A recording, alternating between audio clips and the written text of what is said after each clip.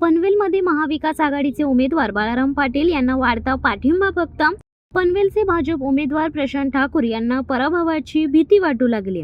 महाराष्ट्रात सत्ता स्थापन करण्यासाठी महायुतीने थेट प्रधानमंत्री नरेंद्र मोदी यांना प्रचाराच्या मैदानात उतरवले आहे। आज खारघर येथे पार पडलेल्या सभेत मोदींचा विशेष करिश्मा दिसून आला नाही। सभेला मतदारांसह कार्यकर्त्यांनी पाठ फिरवल्याने सुमारे 5000हून अधिक खुर्च्या रिकाम्या होत्या। 2014 साली मोदींची लाट होती असे बोलले जात होते, मात्र देशासाठी ठोस काही करत नसल्याचे मतदारांच्या लक्षात आल्याने ती लाट आता 2024 पर्यंत ओसरली। मोदी जरी स्टार प्रचारक असले तरी त्यांच्या सभेत आज रिकाम्या खुर्च्या दिसल्या।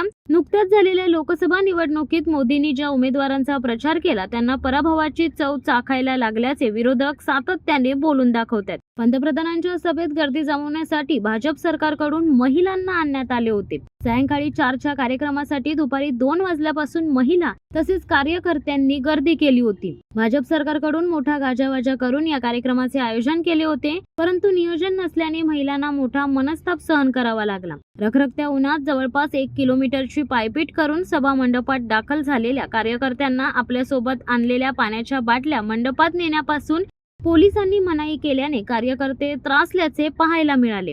तर काही टोपी अथवा काळ्या रंगाचे कपडे परिधान करून आलेल्या कार्यकर्त्यांना देखील मंडपात प्रवेश करण्यापासून रोखले जात असल्याने पंतप्रधान मोदींना काळ्या रंगाची इतकी भीती का, असा सवाल सभेला उपस्थित नागरिक विचारत होते। यावेळी काळे कपडे परिधान करून आलेल्या काही कार्यकर्त्यांना सभा मंडपात जाण्यापासून रोखण्यात आल्याने कार्यकर्ते आणि पोलिसांमध्ये शाब्दिक चकमक झाल्याचे पाहायला मिळाले।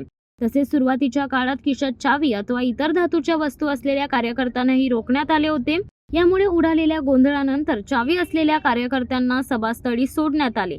सभेला येणाऱ्या नागरिकांची वाहने उभी करण्यासाठी सभेच्या स्थळापासून काही किलोमीटर अंतरावर वाहनतळ बनवण्यात आले होते। तसेच त्या मार्गावरील रस्ता वाहतुकीसाठी पूर्णपणे बंद ठेवल्याने प्रवाशांची चांगलीच गैरसोय झाली आहे। शिवसत्ता टाइम्स न्यूज ब्युरो, खारघर। दे धडक बेधडक वृत्त देणाऱ्या आपल्या शिवसत्ता टाइम्स न्यूज चॅनलला लाल बटन दाबून सबस्क्राईब करा आणि बेल आयकॉनला क्लिक करायला विसरू नका।